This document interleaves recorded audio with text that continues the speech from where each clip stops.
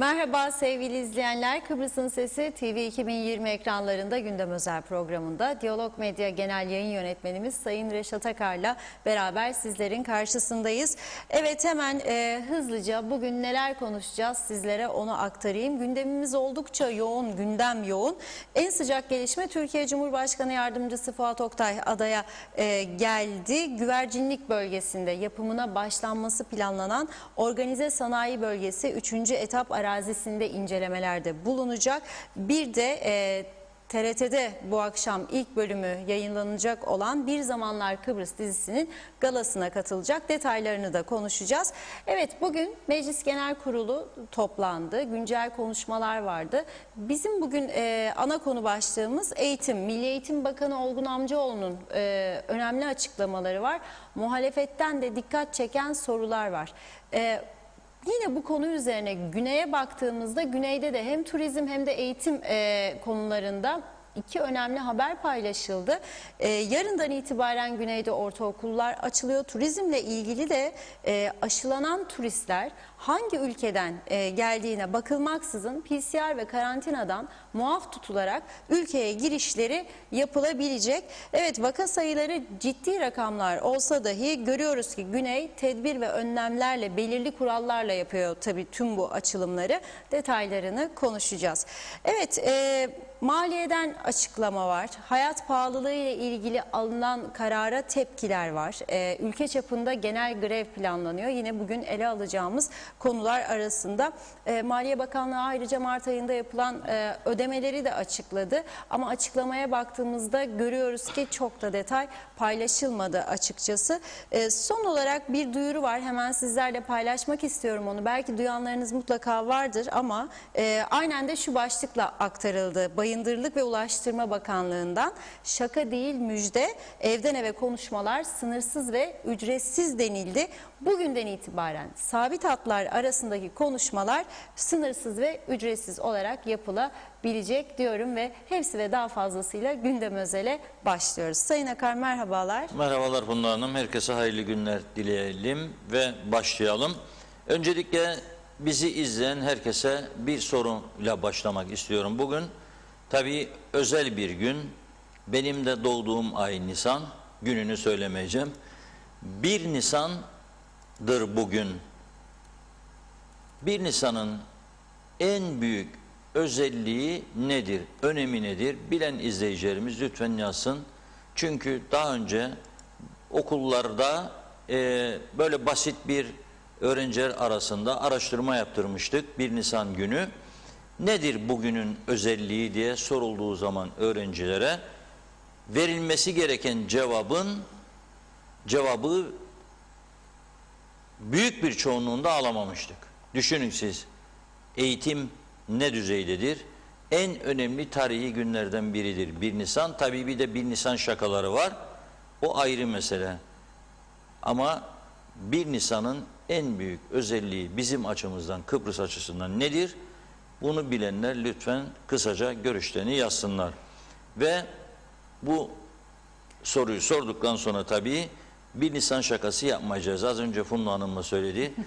Ulaştırma Bakanlığı gerçekten bir açıklama yaptı bugün. Ben de ilk okuduğumda şaka mı yapıyorlar bize dedim. Ev telefonları, sabit telefonlardan artık konuşmalar ücretsiz olacak. Yani telefon dairesi para alamayacak. Sadece aylık bir sabit gelir var. Onu alacak. Bunun dışında çevirdiğiniz siz mesela bir yakınınıza telefonu dilediğiniz kadar konuşacaksınız. 1 kuruş para almayacak sizden telefon dairesi. Enteresan bir durum. Yani herhalde Sayın Bakan zaten şöyle düşünmüştür. Zaten millet cep telefonlarına yöneldiği zorunlu olarak. Sabit telefonlar pek kullanılmıyor. Gelirler de düştü. Ne olacak? Söyle diyor, sabit hatlara uygulanan aylık sabit ücret 17 Türk lirası olacak diyor. Eğer diyor evden eve veya evden bir iş yerine sabit telefonun araması yaparsanız herhangi bir ücret yok. Haftanın 7 günü günde 24 saat, eskiden sadece geceleri 9'dan sonra diye açıklanmıştı.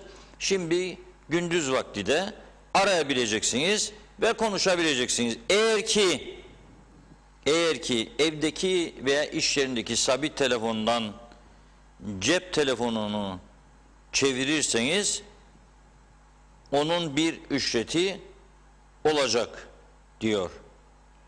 Ne kadar olacak?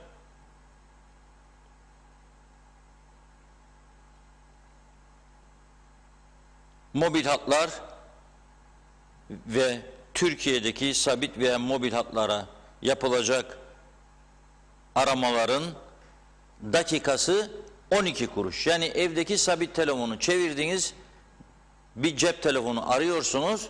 Her dakikası için konuşmanın 12 kuruş ödeyeceksiniz ki bu da çok yüksek bir rakam değil. Ama onun dışında mesela yeni evli bir bayansınız ve eşiniz sizden molaya istiyor. Nereye başvuracaksınız? Anneye. Çünkü adam diyor ki ya biz evlendik, evimizi ayırdık, ben artık annenin evinde yemek istemiyorum. Yap bir molaya bakalım. Alış artık bu işi diyor. Siz cep telefonundan ararsınız. Anne, tencereye önce yağımı koyacağım, ne yapacağım? Et nasıl kızaracak?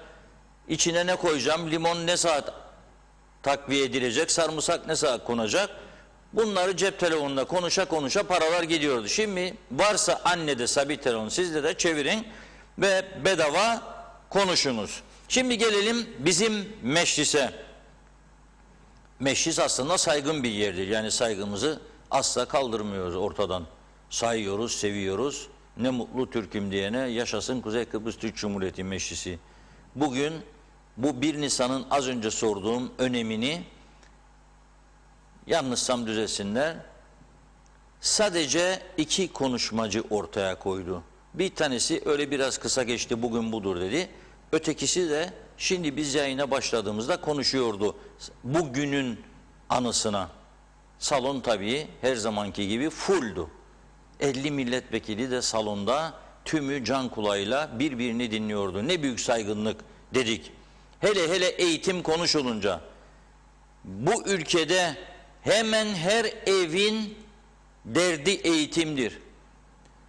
Çocuk yoksa okula giden torun vardır. Kardeş çocuğu vardır. Yani her ev her gün eğitimi konuşmaktadır. Ne olacak bu çocuklarımızın geleceği? Ne zaman yüz yüze eğitim başlayacak? Hangi şartlarda başlayacak? Bizim meclis bugün bunu konuşuyordu. Rum tarafı yarın 3 aylık aradan sonra, onlar sadece 3 ay ara verdi. Biz 1 yıldır ara vereli okullara. Yarın Rumlar 3 aylık bir aradan sonra okulları açıyorlar. Bizimkiler ise mecliste tartışıyor. Önce bir Eğitim Bakanı'nın konuşmasından kısa bir kesit sizlere aktaralım ve devam edelim.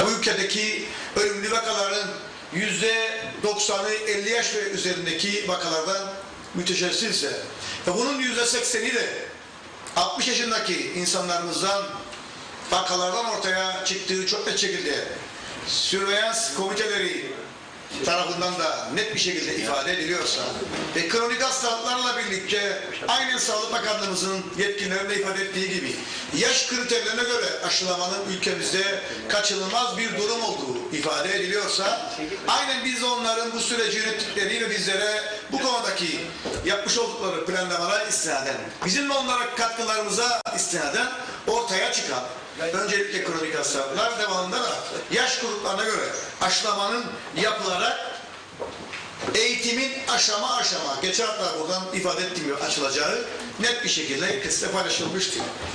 Yani bugün 50 yaş üzerindeki kronik hastalıklar ve yaş gruplarını aşılamak için 1399 tane aşıya ihtiyacınız varsa ve 12. sınıflara giren öğretmenler olsun, hizmetliler olsun 1511 rakamına tekabül ediyorsa ve aradaki 112 kişilik aşı noksanlığından bahsedilip okula gidilmemesi noktasında adımlar atılmak isteniyorsa bu biraz daha tartışması gereken bir konudur diye düşünüyorum. Önemli olan 12. sınıfların neden okula gitmek zorunda olduğunun sorusunun karşılığını sormaktır.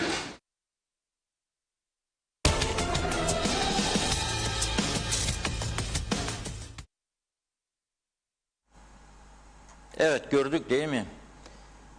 Eğitim Bakanı mecliste konuşuyor. En hayati bir konuda okullar açılacak mı, açılmayacak mı? Çocuklar nasıl ders yapacak?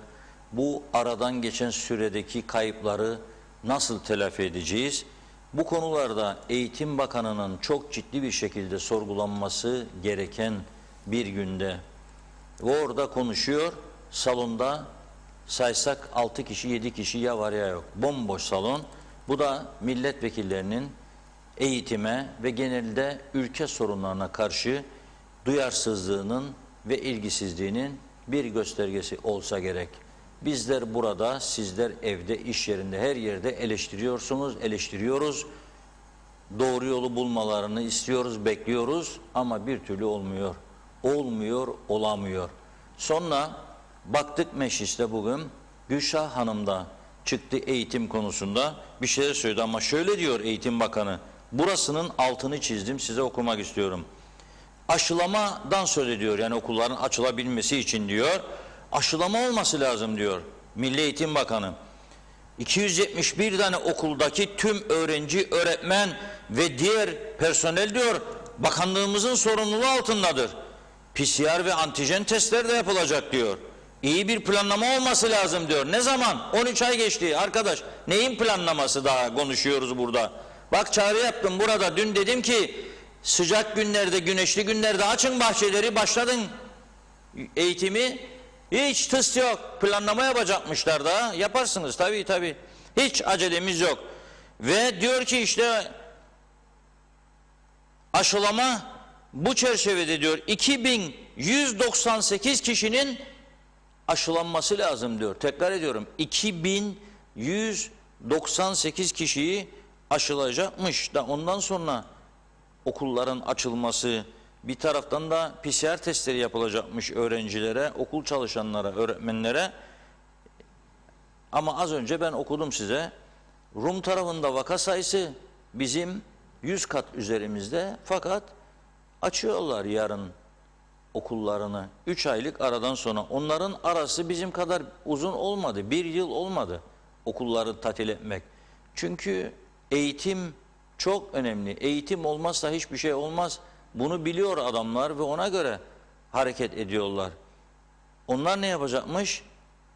Onlar da okullarda ne yapacak? Öğrencilere rapid test uygulaması yapılacak. Eğer diyor sonuç negatifse sınıfa alınacak. Değil ise gönderilecek. Aynısını Kuzey Kıbrıs için yapamıyor da hep laf cambazlığı, o oydu bu buydu. Muhalefet birkaç veli dediyse ya bakın da açtırmayın bu okullarda çocuklarımız falan filan. Onlar saldırıyor, açmayın bu okulları, aşılıyor da diyor. Tabii çocuklar benim sorumluluğumda, eğitim falan filan diyor hepsi. Ben de diyor aşılandıracağım diyor, işte Sağlık Bakanı'na konuştuk diyor, bir program yapacak diyor, bekleyin bakalım diyor. Bunun dışında diyor tabii PCR'lar var diyor, okulun hijyen mesele var, planlama yapmak lazım, program yapmak lazım falan diyor. Sonra Gülşah Hanım çıkıyor sahneye ve bakın ne diyor kendisine, çok ilginç bir laf söyledi. İnşallah arkadaşlarımız o kısmı yakalamıştır, dinleyelim.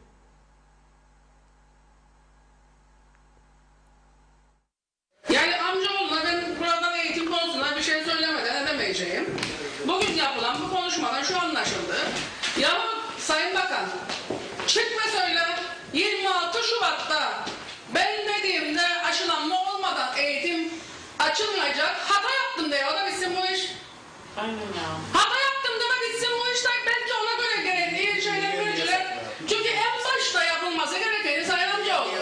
Sayın Amcaoğlu en başta yapılması gerekeni bu hafta yaptığınız en başta yapılması gereken üst kurulla Bundan sonra sana bakanlığı sonra bana ben satarım ederim. Bakanlığı ve üst kurulu ve sendikaları en baştan bir araya getirmeniz gerekirken olay bir kaosa sürüklendi. Siz de artık bunu nasıl çözeceksiniz diye oradan buradan yardım almaya başladınız haklı olarak. Ve şimdi bunu çözmeye çalışıyorsunuz ama gelmiş olduğunuz vakte de şunu görebiliyoruz ki çocuklarımızın geleceği ne yazık ki büyük risk altındadır. Çünkü Bu yalnızca, ne ben senelerdir buradan konuşurum. Ben senelerdir buradan konuşurum. Ocaktan beri sana burada konuşuyorum. Ocaktan beri söyledim. Açılmada, kapanma kararlarında söyledim. Bunlara yanlış olduğunu söyledim. Sen 20.500 kişinin, sen 20.500 tane öğretmenle, eğitimde çalışan personeli aşılamadan aşmayacağım dediğinde Çin'deki fabrikayı mı satın al dedim yahu. Çin'deki aşı fabrikasını satın aldıysaydın da benim haberim yok. Benim haberim yok. Yavukayınız çıksın tutarak. Tamam, Onun şey çıksın.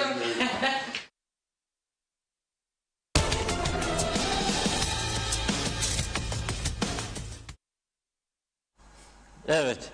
Çin'deki fabrikayı mı satın alacaktın yahu diyor kendisine Gülşah Hanım. Gerçekten yani 7500'den bahsediyor. Öteki bilmiyorum 2198 kişi dedi. O 7500 kişinin aşılanması gerektiğinden söz ettiğini söylüyor daha önce.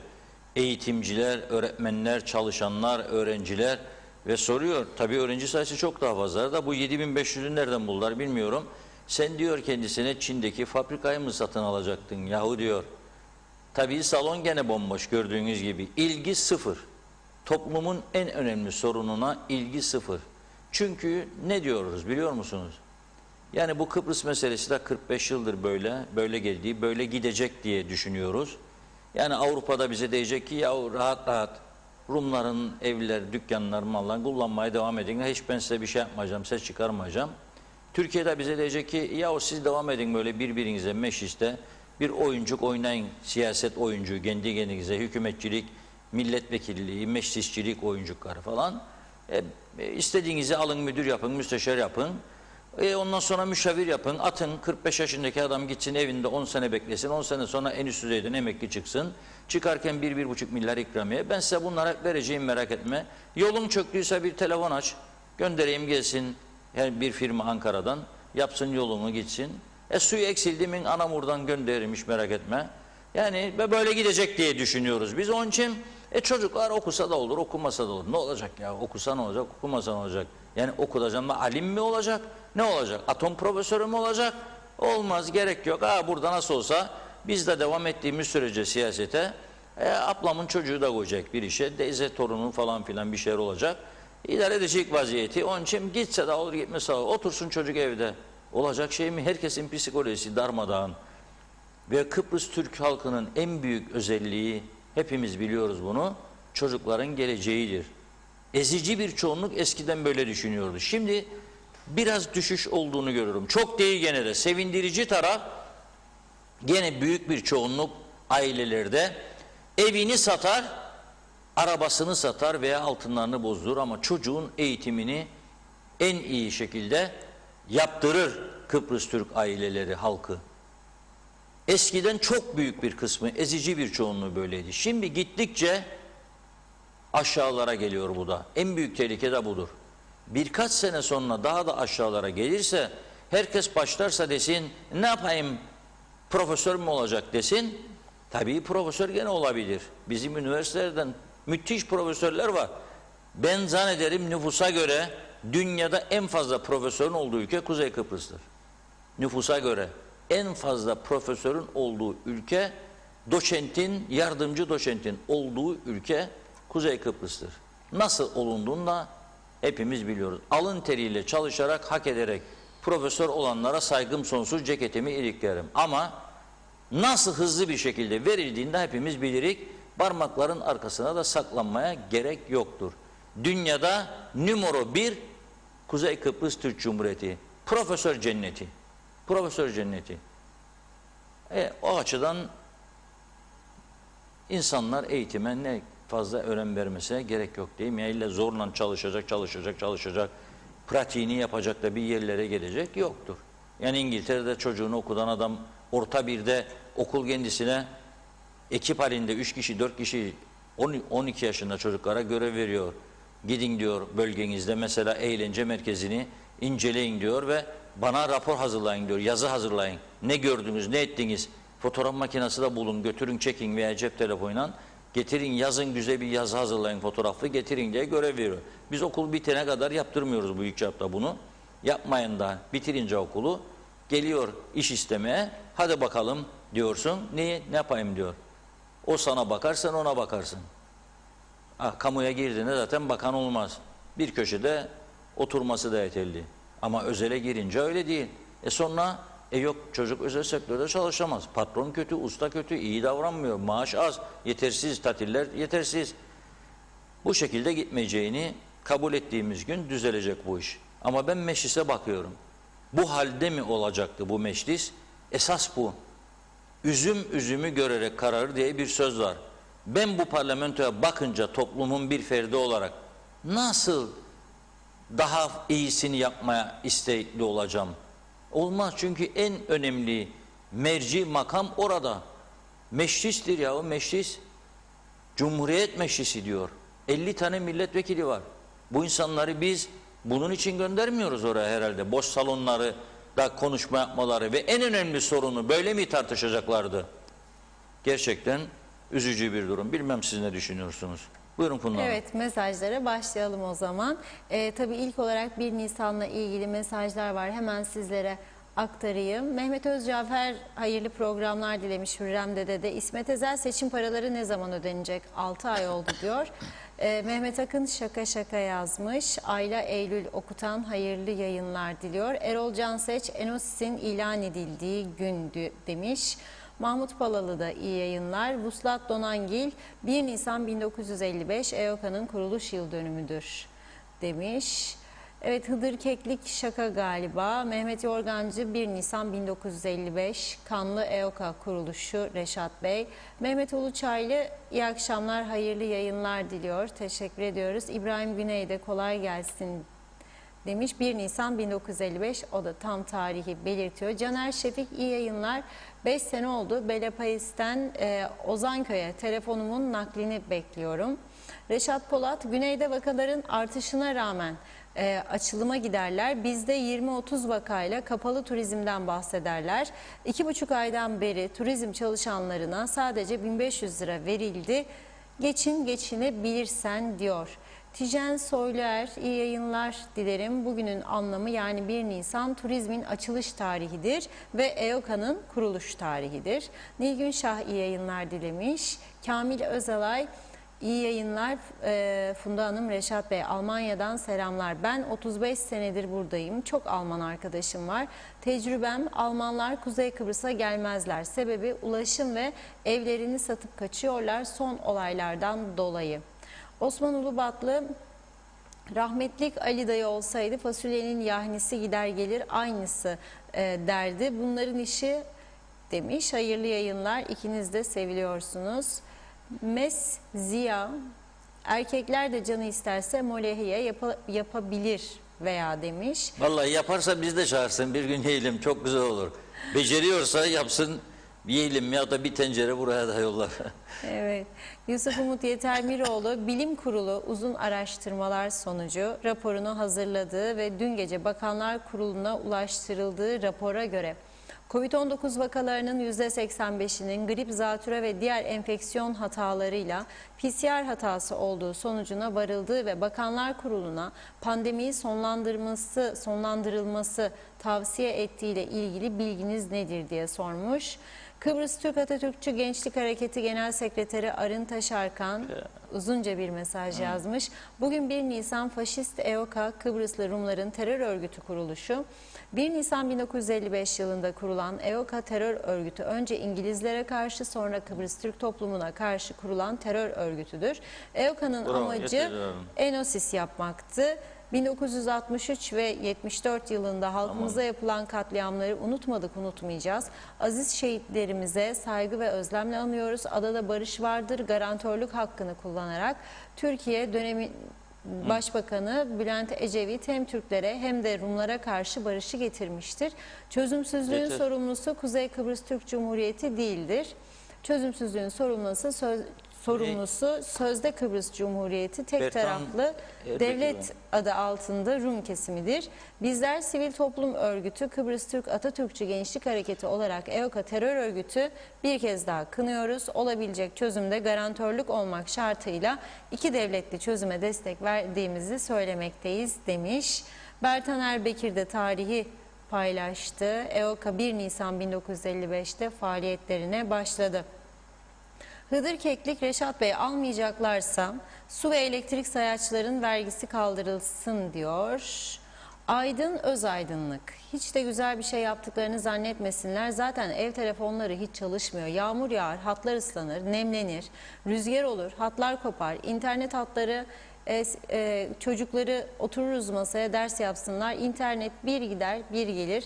Böbürlene çıkarlar da övünürler, yazıklar olsun demiş. İnanç Yıldız, iyi yayınlar. Bülent Küçük, bizim memleketimiz için özetle şu söylenebilir. Asla sana güvenen birine yalan söyleme, asla sana yalan söyleyen birine de güvenme, sevgiler. Mehmet Akın, öğretmenler aşılandı mı Reşat Bey? Ben duymadım da. Meclisin eğitime verdiği önem bu kadar işte. Başka bir şey beklemek sürpriz olurdu zaten. Başımızda olan bu eğitimsiz kişilerden demiş. Fatma Enver, eleştirileri kim duyuyor, kim duymak istiyor diyor. Ercan Ercanlar, aşı, başka yolu yok. Aziz Kavas, Sayın Reşat Bey, bugünkü köşe yazınızı okudum, sizi kutluyorum. Sizlere sağlıklı günler dilerim demiş. Zeki Darben, duymazlar diyor. Mehmet İnancı, hoş vakitler. Hayırlı bereketli yayınlar dilerim değerli dostlarım. Londra'dan sevgi, selamlar, saygılar. Selim Akgüz, Ersan Saner hükümeti yayık ayranı gibi bir politika izliyor. Yayık ayran sağa sola sallanıp çalkalanır. Hükümet de bugün karar alıyor, yarın başka, öbür gün başka karar alarak Kuzey Kıbrıs'ı sallayıp çalkalıyorlar. Ya tutarsa diye demiş. Nazime Nalbant, sizleri zevkle çok iyi izleyeceğim. Kolay gelsin. Dünyada eğitim gibi var mı? Yine çok duyumlar bizleri çok üzüyor. Ne yazık yine yerel vakalar çok olmaya başladı. Onun için dikkatli olmalıyız. Aşılar geldi diye duyumlar duyduk. Aşılar yapılsa da öğretmenler ya çocuklar ne olacak? Aileler çok tedirgin. Hep bekleyin demekle olmuyor. Bir de bu halkımızın psikolojileri de bozuldu. Her şeyiyle yetmez. Parasızlık, işsizlik, pahalılık. Onlar da başka şeylerle uğraşıyorlar. Üzgünüm demiş. Mehmet İnancı, ülkeyi can kurtaran simitleri de kurtaramaz. Vurgun, talan, yalan, dolan Reşat Bey, ne olacak bu memleketin hali? Uzaktan üzüntüyle izliyorum diyor. Necdet Mavi Gözlü, hayırlı akşamlar. 1 Nisan yalanla insanları kandırma ki bizim Kuzey Kıbrıs'ta her gün 1 Nisan yaşıyoruz. Hayatımız hep yalan. İkinci konu gala. Aylardır bizi ev hapsine tutan hükümet bir filmin galası için 400 kişiyi bir araya getiriyor. Bunlar uzaylı mı? Bu insanlara korona bulaşmıyor mu? Nerede Sağlık Üst Kurulu? Bizi kaç pazar gündür ev hapsine sokan Sağlık Üst Kurulu bir de tam Nisan ayında beşli görüşmelerin başlama arifesinde amaç insanları kışkırtmak mı yoksa kaldırsınlar artık bu kapatma işlerini, neticede döner dolaşır aylarca evde hapis kalmamız hep boşa gider, tekrar başa döneriz demiş. Hürrem'de de aşı olsa bile bu virüsü yine olacak, yine aynı vaka olacak, sadece bekleriz. Daha fazla zarar ne bekliyoruz anlamadım, nasıl olsa Türkiye var. Fatma Enver, vaka sayısına bakarsanız 10 yıl daha böyle devam eder. Çoğu yanlış pozitif. Aşı olunca her şey normal mi olacak? 3. Sonra aşı gelecek, çocuklar risk altında değiller. Öyle olsa Bill Gates kendisi ve çocukları ve tüm milletvekilleri dünyada aşılanır. Aşıyı üretenler de aşı olmayacaklarını belirttiler. Çocukların hakları ellerinden alınıyor demiş. Serhan Kavaz, zaten altyapısı düşük olan bir toplumun son bir yıldır koronavirüs yüzünden iyice kötüye giden ve pazartesi gecesi verdiği sözü salı günü sabahtan hatırlamayan insanlarla dolu olması ne kadar acıdır. Böylesi bir dönemde sizin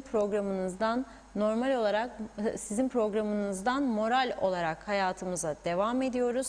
Gerçekten sizi her gün büyük bir keyifle seyrediyoruz. İyi ki varsınız, yola devam arkadaşlar demiş Serhan Bey.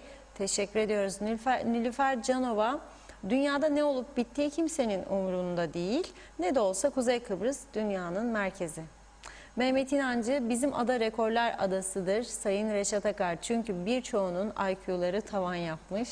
Hasan Nihat Erduran, 18 yaş altı aşı istemez bildiğimiz öğretmen, şoförler, kantinciler aşılanacak. Hızlı test kiti gerekir bol miktarda. Reşat Bey'in tariflediği müşavirliğe de ben de bayılırım. Her kul şanslı doğmaz demek ki demiş. Abdullah Şahin, sizleri dinlemek benim ülke ve halkın durumunu öğrenmekte ufkumuzu açıyor. Sizin bakan veya milletvekili dediğiniz şahıslar da dinlese keşke. Benim nacizane görüşüm, suç halkta, her zaman aynı şahıslara oy verirlerse onlar da alışır. Ne de olsa ne yaparlarsa yapsınlar, oy almak ucuz. Para devletten, olmasa bile Türkiye var. Oy parasını veriyor. Onlar da her zaman seçiliyor. Ne gereği var? Meclise gitsinler. Devletin sorunlarıyla ilgilensinler. Sizlere iyi yayınlar. Ramazan Recber, Adana'dan selamlar. Dünyada bir çocuğun ölümü kadar üzücü bir şey olabilir mi? Eğitime kesinlikle karşı değilim ama uzun bir süre sağlık için eğitime ara verilmelidir. O çocuk çöpçü olsun ama yeter ki ölmesin. Benim de babam 4 Aralık'ta koronadan vefat etti. Yaşayan bilir Reşat Bey diyor. Başınız sağ olsun. Özgün Öztemel, 1 Nisan 1955 gününü yaşayan bir kişi olarak yazıyorum. Kıbrıslıların, parantez içinde Rum halkı, Milli Mücadele Örgütü'nün, EOKA'nın kuruluş ve eylemlere başladığı gündür demiş. Megalo İdea ruhu 66 yıldır canlı tutuluyor. Bu ruhla Rumlar Kıbrıs adasını asla ve asla Türklerle paylaşmayacaklar. Yani kimse çözüm hayali kurmamalıdır. Kıbrıs Cumhuriyeti'nin nasıl Yunan adası yapılacağı için çalışılıyor net demiş. Mustafa Özcan iyi yayınlar diliyor. Gürkan Bengü Giritli'de. Ordulu Bahattin yazmış. Hayırlı akşamlar. İyi günde kötü günde de kalbim hep sizlerle. Bunu bilmeniz yeter demiş. Reşat Akar'ın esaslı yorumları, Funda Hanım mesajları bu kadar özenli, tek tek teşekkür ediyoruz. İnsanın bu lütuf karşısında duygusal bir mesaj yazmış. Reşat Bey, Messenger'dan taziye mesajı yolladım. Okuyabilirse çok sevinirim. İyi yayınlar, mutlu haftalar diliyor. Gürkan Bengü Giritli, Fuat Oktay geliyor. Mausa'da kuş uçmuyor mesajını paylaştı. İsmet Çakır da iyi yayınlar. Çocuklar dışarıda çadırda okusunlar demiş. Can İpçioğlu, sabit telefonda konuşmadım. Ücretsiz olması hakkında Reşat Bey ne düşünüyor? Ben doğru bulmuyorum demiş. Son 1-2 mesaj daha aktarıp sözü Reşat Bey'e bırakacağım. Mine Ethem, iyi yayınlar. 2 gün ayrı kaldım, özlendiniz. Her zamanki gibi çok teşekkür ediyorum. Londra'dan selamlar yollamış bize. İsmail Ateş de iyi yayınlar diliyor ve Orhan Akyüz de insanlar niye layıkta öyle yönetilir sözünü bir kez daha hatırladım. Muhalefetiyle, iktidarıyla birlik olarak bir çözüm bulamadık. Yazık demiş. Evet Reşat Bey, sözü size bırakayım. Daha mesajlarımız çokça var. Çok mesajlar. Siz yoruldunuz galiba, öyle anlıyorum. Şimdi önce çabucak başlayalım. 1 Nisan 1955 EOKA'dır. Ben meclisimden ne bekliyordum? Bakınız, çözüm istemeyen Kıbrıs'ı Türk hemen hemen yoktur. Güvenliğim sağlansın diyor Kıbrıs Türk halkı. Beni bir daha 74 öncesine götürmesin diyor. Yani saldırı yapmasın bana, silahlı saldırı. Beni yok etmesin. Benim ekonomik özgürlüğüme müdahale etmesin. Üretebileyim, satabileyim. Müsabakalara katılabileyim. Ben de yönetici olabileyim. Bunu istiyor. Bunun için de Kıbrıs Türk halkının terörün her türlüsünü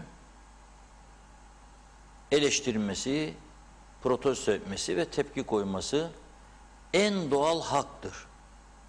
Onlar 20 Temmuz 1974'ün yıl dönümünde Türkiye acımasızca sağcısı solcusu saldırıyor, eleştiriyor. Bugün meclis tam da denk geldi 1 Nisan gününe. Oy birliği ile tüm milletvekilleri terör örgütünü kınamalıydı. Tüm terör faaliyetlerini kınamalıydı. Bir daha da Kıbrıs'ta böyle bir şeyin olmasını asla istemeyiz diyebilmeliydi. Ama bunu bir kısım milletvekili faşizm olarak görüyor büyük bir ihtimalle ki ağızlarına bile almıyorlar. Hiç ilgisi yok.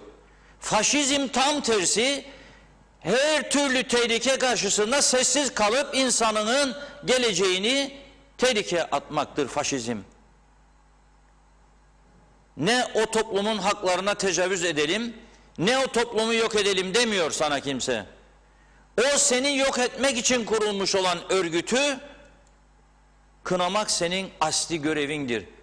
Ben seni o meclise onun için gönderdim. Sen o mecliste öyle bir ant içtin ki Kuzey Kıbrıs Türk Cumhuriyeti'ni koruyacağına, güçlendireceğine, haktan, adaletten ayrılmayacağına dair.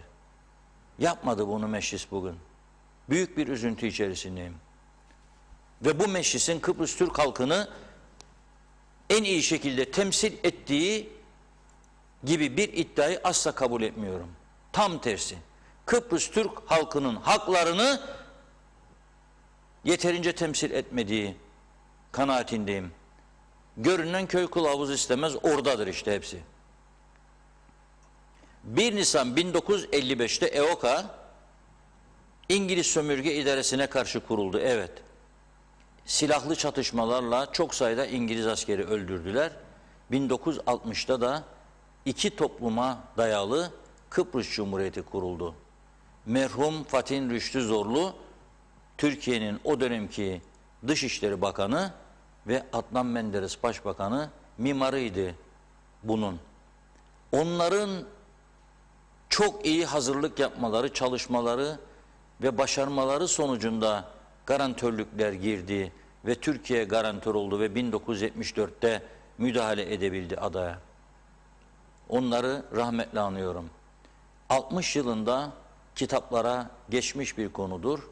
Bunu merhum Cumhurbaşkanımız Rauf Denktaş'tan, mücadele önderimiz Doktor Fazıl Küçük'ten ve birçok insandan çok kez dinledim. Makarios imzayı attıktan sonra adaya döndüğü zaman bir kısım Enosis taraftarı protesto mitingi düzenlemiş ve Makarios onlara yaptığı konuşmada daha imzasının mürekkebi kurumadan bu anlaşma bizi Enosis'e götüren yoldur demişti. Hiç tepki koymayın çünkü bu anlaşma Enosis'in önünü kapatmıyor. Nitekim 3 yıl sonra EOKA'nın BES'i kuruldu ve Kıbrıslı Türklere yönelik saldırılar başladı. Şimdi EOKA-B yok ama onun eş anlamlısı ELAM vardır. Bir terör örgütüdür ve bizim meclisimiz oy birliğiyle ELAM'ı terör örgütü olarak ilan etmiştir. Unuttular mı bunu? Oy birliğiyle sağcısı da solcusu da. Peki bugün 2 satırlık bir kınama yok mudur? Hele hele Cenevre öncesinde dünyaya bakınız, bu Kıbrıslı Türkler bu terör örgütlerinden çok çekti. Bir daha bunların dirilmesini ve kendilerine silahlı saldırı yapmasını istemiyorlar. O yüzden garantörlüğe sarılıyorlar demelerini sağlayacak bir adım atmalıydı meclis, atmadı. İkincisi eğitim konusunda mecliste bugün yapılan konuşmaların tamamen boş duvara yapıldığı ayrı bir gerçek ve büyük bir üzüntü kaynağı.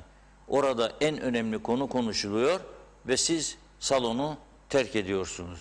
Bu kabul edilebilir bir durum değil. Bu öte taraftan da Türkiye'nin Cumhurbaşkanı Yardımcısı Sayın Fuat Oktay şu sıralarda güvercinlik bölgesinde yeni sanayi bölgesi projesiyle ilgili bir ziyaret gerçekleştiriyor. Sayın Oktay'ın bu Kıbrıs ziyareti 1 Nisan tesadüf müdür acaba? Yani bir tesadüfün sonucu mudur? Yoksa iyi bir planlamanın sonucu mudur? Niye 1 Nisan'ı seçti? Burada 2 tane açık mesaj veriyor Türkiye. Hem Kıbrıs Rumlara hem dünya. Diyor ki birincisinde, ben bu güvercinlik bölgesi sınır Yeşilat, eğer 2004 yılında anlam planını siz kabul etseydiniz size verilecek olan bölgelerden biriydi diyor. Şimdi yeni çıkacak olan bir çözüm olasılığı eğer ortaya çıkarsa önümüzdeki aylarda ve siz gene hayır derseniz, işte bu size en yakın sınır bölgesinde yeni bir sanayi bölgesi ve orada oluşacak yeni Türk fabrikalarının bacalarından çıkan dumanları göreceksiniz ve kahrolacaksınız mesajı veriyor. Yani çözüme teşvik etme amacını taşıyor benim inancıma göre. Yok ki daha da alayım, sahipleneyim. Çünkü daha orada fabrikalar yok. Ama oraya bir fabrikalar, sanayi bölgesi kurulma projesi gündeme getiriliyor. Eğer yeniden çözüm olmazsa. Çünkü 25 gün 26 gün sonra garantörlerin de olacağı bir konferans başlıyor. Ve burada Kıbrıs sorunu ile ilgili çok daha detaylı konular ele alınacak. Ve bu defaki amaç sonuç almaktır. Yok ki o gün. Ama bir çerçeve çizip akabinde müzakereleri başlatmak ve sonuca gitmek. Kıbrıs Rum halkına da bu mesajı veriyor. Bakın EOKA'nın gününde geldim bir size hatırlatırım ki çözüm yapmazsanız bu sınırda size verilmesi öngörülen bölgeler de kaybolacak. İki de TRT'nin bizim de bilmediğimiz içeriğini, bizimle de hiç kimsenin konuşmadığı bir olaydır. Sorun değil, onlar kendi bağımsız yayıncılık anlayışı çerçevesinde yapmışlar. Beğenirsek alkışlayacağız. Beğenmediğimiz noktalar olursa en doğal hakkımızdır, eleştireceğiz. Ama onun da galasına katılarak 1 Nisan EOKA terörünün unutulmadığını gene Rumlara ve dünyaya gösterme amacı taşıyor bana göre. Bunu bu şekilde değerlendirmekte fayda vardır. Yani eleştirenler vardır, ne gerek vardı? Salonda 300 kişi, o ayrı bir konudur. O koronayla bağlantılı bir konudur. Ama böyle bir diziye ne gerek vardı sorusuna mutlaka Ankara'nın da vereceği yanıt işte bu terör örgütünün Kıbrıs'ı bu hale getirdiğini canlı tutmak meselesidir denebilir. O yüzden de bunu bu şekilde düşünmekte fayda vardır. Tabii mesajlara baktığımızda bir başka konuya geçmeden mesajlara baktığımızda ne görüyorum ben? Telefon dairesinin bedava konuşma imkanı sağlaması dahi artık insanları tatmin etmiyor. Neden etmiyor? Bu soruya işte en güzel yanıtı normalde halkın vermesi lazım. Neden etmiyor? Bir tanesi verdi. 5 yıldır dedi Belapays'taki telefonumu Ozanköy'e aktaramıyorum. Onun gibi yüzlerce insan var. Yeni ev aldı veya taşındı. Telefon bağlayamıyorum. Niye? Hat yoktur. Telefonumu nakledeceğim. O bölgede imkan yoktur. Ama o telefon dairesinde 300 belki 400 tane çalışan vardır. Peki bu telefon dairesi neden verimli olamıyor? Çünkü yatırımlarına bunca yıldır maliye el koyup maaş ödüyordu. Altyapısını geliştiremedi. Yeni teknolojiye ayak uyduramadı. O zaman ne yapmak lazım? GSM, 2 tane GSM şirketine sen beni teslim ediyorsun. Ettin de zaten vatandaşları. Ve onlar da istediği fiyatları bal gibi uyguluyorlar bize. Şimdi sen eğer ki sabit telefon uygulamasını sürdüreceksen ki bir ülke için şarttır, ya yatırım yapıp bu şekilde geliştireceksin ki devletin yönettiği böyle ticari kuruluşların hayır etmediğini hepimiz de biliyoruz. Hele hele bizim gibi siyasetin her işin içine girdiği bir ülkecikte istediğini müdür yapar. Her hükümet değiştiğinde müdür de değişir. Üst kademede değişir. İhale işçilikleri de değişir. Mümkün değildir. Ama buna rağmen her özelleştirme lafı ağızlarından çıktığında birilerinin grev tehdidi kartı ortaya çıktı. Cesaretin varsa, eğer ülkeyi gerçekten düşünüyorsan ve ülkeyi iyi yönetmek istiyorsan ve bunun bütün dünyada örnekleri gelişmiş ülkelerde özelleştirmeden geçiyorsa korkmadan yapacaksın. Ama bunlar ne İsa'ya ne Musa'ya. Sağcısı da solcusu da bu işe cesaret edemedi. Neden? 5 tane 10 tane oy korkusu. 5 tane 10 tane oy korkusu yüzünden maalesef yapamadılar ve çok önemli olan bir kurumu yerin dibine soktular. Şimdi çalışırsa telefonun, evet yağmur yağdı bugün, büyük bir ihtimalle çoğu çalışmıyordur. Çalışırsa çevirde konuş bedava diyor. Çalışırsa buyurun konuşun. Çalışmıyorsa da ceple konuşmaya devam, yüksek faturaları ödemeye de devam. Bunun sorumlusu ama neticede gene bizlerik.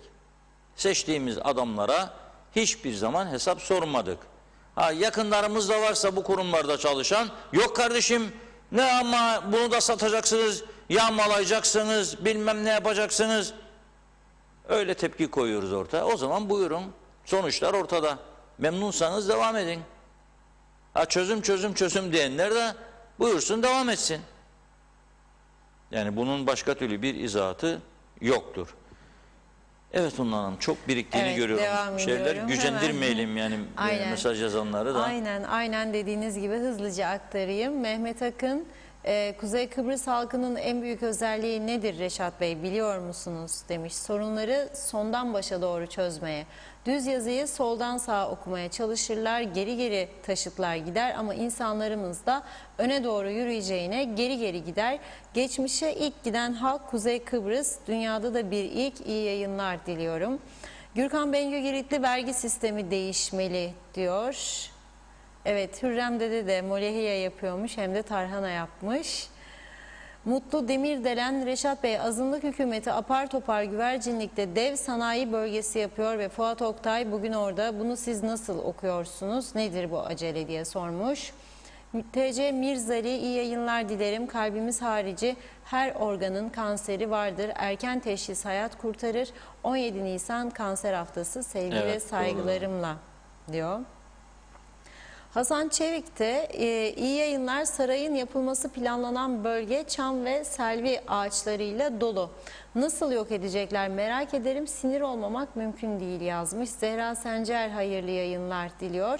O da 1 Nisan Dünya Kanser Haftası ve Balıkçıların Bayramı demiş. Tijen Soyler, çok şıksınız diyor. Teşekkür ediyorum. Kerim Başkan, iyi yayınlar Reşat Bey. Yeni çekilen Kıbrıs dizisi Mausa Kale içinde çekimleri devam ediyor. 74 öncesi kale içinde olay ya da savaş olmamıştır. Nasıl EOK'acılar kale içini basmış insanlara gerçekleri çekip göstersinler denildi. Necdet Mavi Gözlü, gündem özel 1 saat ileriye almanız mümkün değil mi Reşat Bey diye soruyor. Bakıyorum, Tema Yavaş Londra'dan selamlar. Vesile Sönmez Cihan, iyi yayınlar dilerim sizlere. İlkbahara girdik, doğa canlanıyor, ümitler de yeşersin, kapanmayalım. Aşıları dört gözle bekliyoruz. Lapta'dan selamlar yazmış. Ömer Bozkara Vezirler, Cem Karaca'nın bir şarkısı var, bilenler olacak. Bedava yaşıyoruz dostlar, bedava. Peynir ekmek değil ama acı su bedava. Hükümetin işi ancak bu kadar. Zaten telefonları devlet dairelerinden ve bankalardan, bakanlardan başka kim kullanır demiş. Hüseyin Koltan, iyi yayınlar dilerim. Doğru Haber'in adresi, iyi ki varsınız. Sizleri her zaman izlemekten çok mutlu oluyoruz. Size çok teşekkür ederiz Reşat Bey. Molehiye Kıbrıs'ın en güzel yemeğidir. Okullar Nisan ayının ilk haftasında açılacaktı. Ne oldu acaba? Çok teşekkür ederiz. Ağzınıza ve yüreğinize sağlık. Saygı ve sevgilerimle sağlıklı günler dileriz. Kerem Kartal, merhaba diyor. Bugün katil ve faşist EOKA'nın kuruluş yıl dönümüdür. Geçmişte yaşanan acıları unutmayalım ve her zaman tetikte olalım. Tüm Kuzey Kıbrıslı dostlarıma tavsiyem, bugün yayına başlayacak olan Bir Zamanlar Kıbrıs dizisini izleyelim. İzmir'den selamlar. Reşat Alper, bugün terör örgütü EOKA'nın yıl dönümü, herkesin bilmesi gereken bir gerçek daha var. DSÖ bir terör örgütüdür diyor. Hasan Kaşkan, milletvekilleri gitse de maaşını alıyor, meclise gitmese de. Onun için gitmiyor. Meclise gitmeyenlere bir hafta ceza verilsin. Bakalım nasıl gidiliyor. İnsan o tanıyor ki meclise baksın bomboş. İnsan utanıyor demek istedi herhalde. Ramazan Görgülü, Reşat Bey sizden bir ricam var. Bu devletin belediyeye 1500 lira var. Var da Adana'dan selam alamayan kişiler ne zaman ödenecek? Bir bilginiz var mı? Lütfen bir açıklar mısınız? Yazmış. İlyas Genç, tam anlaşılır olmadı. İlyas Genç, Reşat Bey, turizmin hali ne olacak? Bunlar turizm yapma niyetinde değil. Gelen turiste kelepçe vurup otele tıkmak nedir? Bir de otelde çalışan insanlar evlerine gidemeyecek. Böyle saçma karar olur mu? Otelde çalışanların çocuklarına kim bakacak? Kolay gelsin.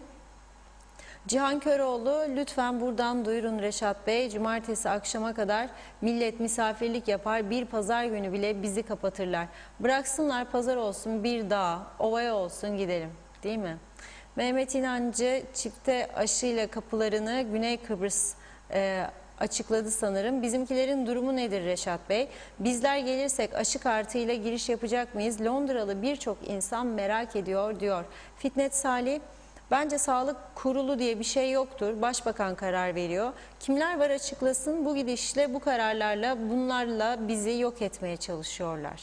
Nazime Nalbant, iyi ki varsınız, bizleri de aydınlatırsınız. Bir de her şey iyiymiş gibi gala partisi veriyorlar. Şimdi bu halkımız da derse onlar kalabalık, istediklerini yapıyor, ceza yok da biz yaparsak ceza olur. Böyle neden yapıyorlar?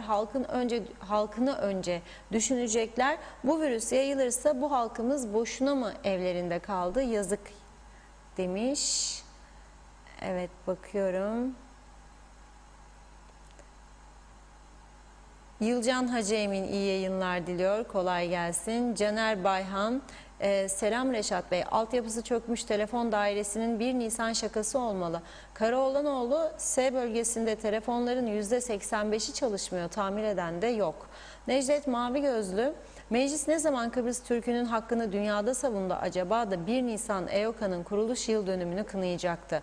Nerede Dışişleri Bakanımız? Bunları dünya önünde Kıbrıs Türk'ünün dili olarak kınaması gereken birinci kişi o değil miydi? Eminim akıllarına bile gelmedi demiş. Mehmet İnancı, meclis başkanı bu gelmeyen vekillere hesap sorma yetkisine sahip değil mi Reşat Bey? Sayın vekillerimiz halktan biraz utansınlar bir zahmet diyor.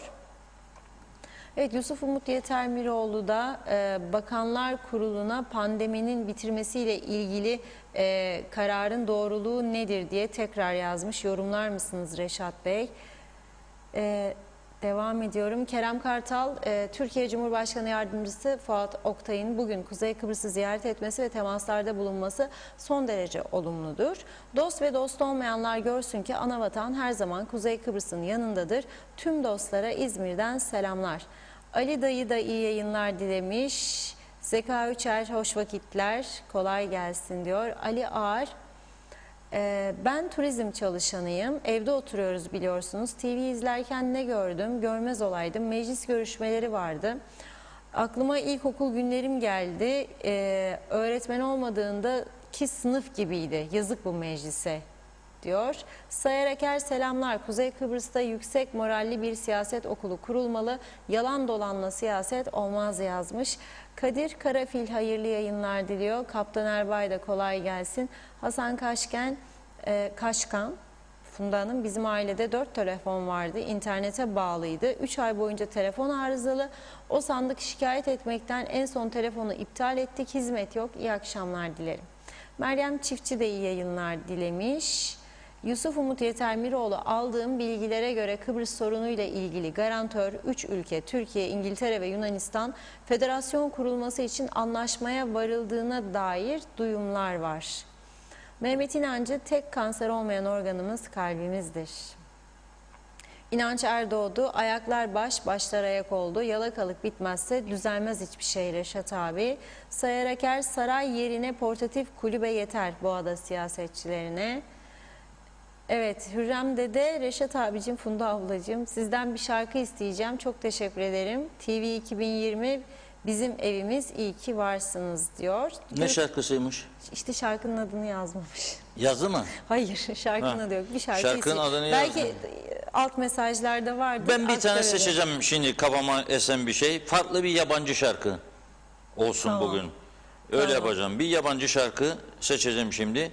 Ama oynamak da lazım. Belki oynarız da bugün. 1 Nisan'dır. Hem oynayalım hem dinleyelim. Şakadan. Olabilir. Bir iki mesaj kaldı. Onları da tamamlayayım. Gürkan Bengü Giritli, Rum terör örgütünü şiddetle kınıyorum. Necdet Mavi Gözlü, bir zamanlar Kıbrıs'ı izlememize hiç gerek yok. Çünkü biz bir zamanlar Kıbrıs'ın gerçeğini yaşadık. Filmine hiç gerek yok. 74 yılında Kıbrıs'ta yaşamayanlar arzu ederlerse izlesinler diyor. Mehmet İnancı, Reşat Bey, meclis inandırıcılığını yitirdi artık. Bunlar halkın sorunlarını asla çözemez. Yakında topluca sizin ofisi basacağız demiş. Hasan Nihat Erduran, zavallı Grivas İzmir'in intikamını Kıbrıs'ta alamadan gitti garibim cehenneme. Keşke Rumca konuşan Kıbrıslılar o deliye kanıp uymasaydılar, aramıza evlat acısı girdi diyor. Hasan Erdoğdulu da iyi yayınlar dilemiş. Evet, Ayhan Demirtaş da iyi yayınlar, Güngör'den selamlar. Hasan Nihat Erduran, bizim helim yıllardır TSE belgesiyle ihraç edilir. Rum Avrupa Birliği çok geç kaldılar, zavallılar diyor. Tema Yavaş da Londra'da bugün aşı günü, ikinci aşımızı yaptık. Şimdi rahat rahat Kıbrıs'a gidebiliriz. İngiltere 12 Haziran'da herkesi serbest bırakacak demiş, tatile gitsinler diye. Evet, Şihmuddin Arslan. Evet, doğru okudum. İyi yayınlar diliyor. Diyalog ailesine başarılar diliyorum. Tatlı sudan yazmış. Teşekkür ediyorum.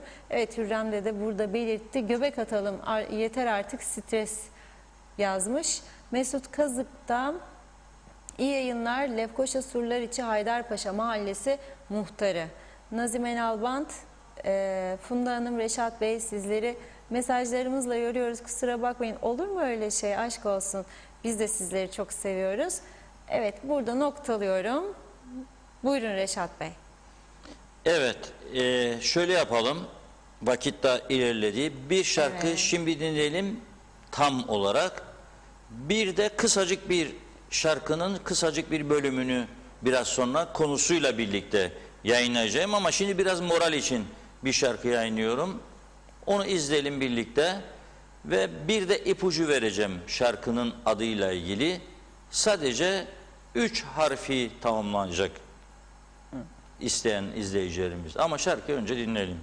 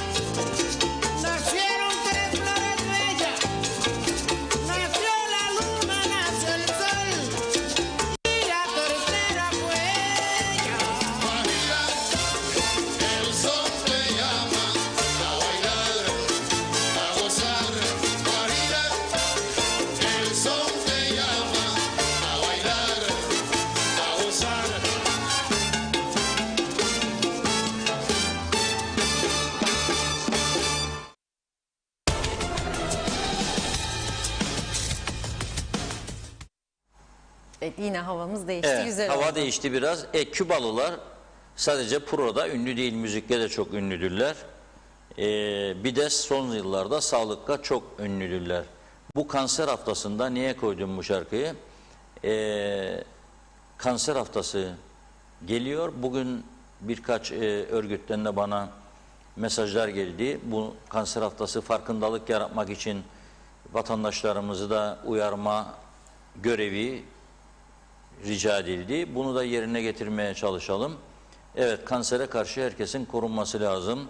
Çok çeşitli nedenler var kansere bulaşma konusunda ve gerçekten de Kuzey Kıbrıs'ta çok kanser hastamız vardır maalesef. Erken teşhis hayat kurtarıyor belki ama erken teşhis olmadığı zamanlarda genç insanlar da hayatını kaybediyor. Kansere karşı korunmak için tabii sadece bizim alacağımız önlemler yeterli değildir. Stres her şeyin başıdır derler. Yalan da değil. Bize öyle bir stresli yaşam öngörüyorlar ki bizi yönetenler maalesef sürekli stres. Yağmur yağar, elektrikler kesilir, stres olursunuz. Öyle değil mi? Yağmur yağar, stres olursunuz. Yola çıkarsınız, trafik ışıkları bozulur. Bir tane trafik ışıklarını tamir eden tek bir teknisyen olduğu söyleniyor yıllardır. İkincisi olmadı. O adamı bulacaklar, bekleyecekler. Onun da vakti olacak da gelecek, ışıkları tamir edecek. O sürede trafik polisleri de orada görev yapmıyor. Siz artık hangisi açık gözse onlar geçiyor. Korkanlar kalıyor. Bekle babam bekle. Yol rahatlayacak. Sen de devam edebileceksin. Dolayısıyla ondan da stres oluyoruz. Fiyatlar yükselir devamlı. Etiketler değişir. Stres olursunuz. Hastaneye gidersiniz. Doktor bekle babam bekle. 3 saat 4 saat stres olursunuz. Doktor reçete yazar. Eczanesine gidersiniz hastanenin. Bu ilaç yoktur maalesef derler. Gene stres olursunuz. Eczacıya gidersiniz. Bir ay önce 20 liraya aldığınızı 27 lira ise sizden gene stres olursunuz. Yağmur yağar, yollar göl olur, arabalar içine gömülür veya evleri su basar, gene stres olursunuz. Bu birçok nedeni vardır. Yediklerimiz, içtiklerimiz acaba nasıldır? Ne kadar kanserojen madde vardır içerisinde? Hele hellimi tartıştığımız bugünlerde bunu daha da önemli gündeme getirip sormak istiyorum. İşte Küba Park şarkısı onun için. Küba kanser hastalıklarının tedavisinde önde gelen birkaç ülkeden biri, hatta ilk sıralarında diye biliniyor. Dolayısıyla yayınladığımız bu şarkının adı Amor Verdadero. Türkçesi nedir? Gerçek diye başlıyor. Ondan sonra 3 tane harfçık vardır gerçekten sonra. 1, 2, 3 tane harf. Ne olabilir? Tahmin yürütüp yazabilirsiniz.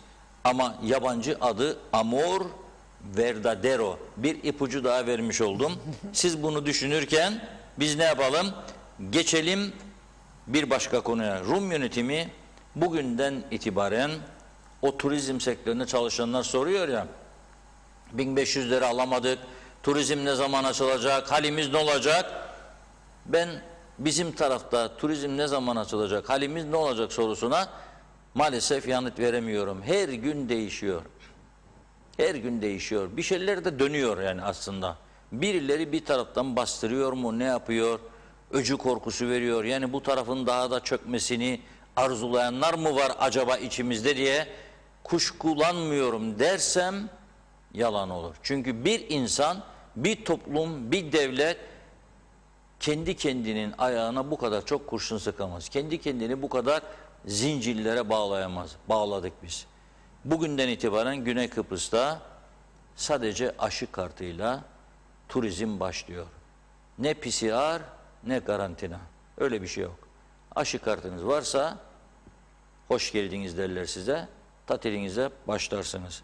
Ve ciddi seferlerde artış olacağı. 200'ün üzerinde bir haftada sefer olacağı belirtiliyor. Geçen gün bahsetmiştim.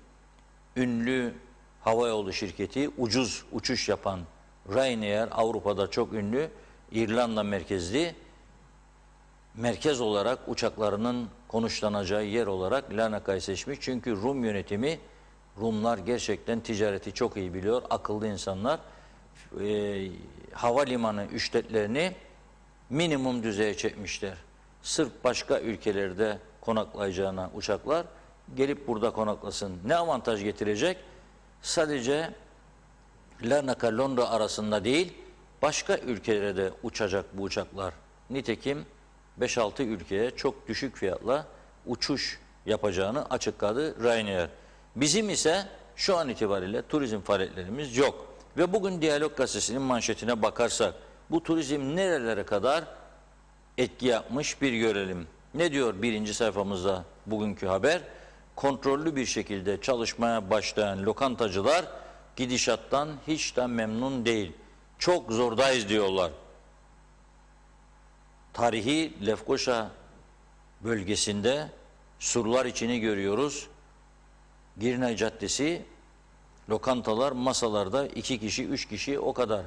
Bu adam 3 kişiye, 5 kişiye birer çorba vermekle ne para kazanacak? Ya dönerci kaç kişiye döner kesecek? Bir tane döner kuruyor, sabahtan akşama 1/4'ünü ancak satabiliyor. Sonra döneri sarıyor, koyuyor buzdolabına, ertesi gün tekrar ocağa. Sonra gene sarıyor, koyuyor buzdolabına, tekrar ocağa. Ne diyor bu adamlar kısaca? Diyorlar ki turizm bitti, öğrenciler gitti, üniversite öğrencileri, hepimiz bittik diyorlar. Kim gelip oturacak lokantada yemek yiyecek, turist yoksa, öğrenci yoksa? Yani nüfus da az. O yüzden turizmin bir an önce ama kontrollü koronaya karşı gerekli önlemlerin alınmasıyla, aşılı olanları isteyebilirsiniz. Çift PCR şartı dediğiniz zaten, onu uygulayabilirsiniz. Kontrollü bir şekilde yavaş yavaş başlatmakta büyük fayda vardır. Rumları görelim ve kıskanalım diyorum ben. Çünkü kıskanmazsak olmaz. Rumları görelim ve kıskanalım. Onlar beceriyor da biz niye becermiyoruz? 400 kusur vaka vardı dün Güney Kıbrıs'ta. 35 de kuzeyde. Rumlar bugün turizmi açtılar. Yarından itibaren de okulları açıyorlar. Biz mecliste okulların nasıl açılacağını doğru dürüst tartışamıyoruz. Bir şeyler söylüyor birileri. Aşı diyor, hijyen diyor, bilmem ne diyor. Bir yığın ortada laflar. Netice yok kardeşim, netice yok. Netice yok. Sadece konuşuyor. Boş salona netice yok. Ortada netice yok. Okullar bu kadar zaman 13 aydır hazırlanmadı mı bu işe? Sonra tekrar söylüyorum. Güneşli günlerde bahçelerde eğitim yapılamaz mı? Niye düşünmüyorlar? Bu ülkenin boş atıl vaziyette çok spor salonları var. Üniversitelerin boş salonları var. Oralarda seyrekleştirilmiş vaziyette ders yaptıramazlar mı? Niyet varsa olmaz mı bu iş? Olur. Ama belli ki herkes bir tarafa çekerek bu konuyu kendi durumuna bırakmış. Gittiği kadar gider, gitmediği yerde de durur bu iş. Maalesef üzücü olmakla birlikte geldiğimiz nokta bu. Ve bir taraftan da Maliye Bakanlığı dün açıkladı, bugün de gazetelerimizde vardır. Mart ayı içerisinde 723 milyonluk ödeme yapmış ve bu 723 milyonun 200 milyonunu Merkez Bankası'ndan borçlanarak yapabildiği Maliye Bakanlığı. 427 milyon lirası sadece maaşlara gitti. Gerisi de artık düşünün, pandemi otelleri var, ilaç giderleri var, test kitleri alıyorlar, ödemeler var, müteahhitler var, var oğlu var. Dolayısıyla böyle. Bir sonraki ay ne olacak? Nisan sonu 200 daha mı borçlanacağız? Merkez Bankası'ndan verebilecek mi acaba bize 200 milyon daha? Ayrı bir soru işareti var burada. Ve diyor ki hükümet yasa gücünde kararname çıkararak hayat pahalılığı ödeneğini 4 aylığına donduruyorum diyor.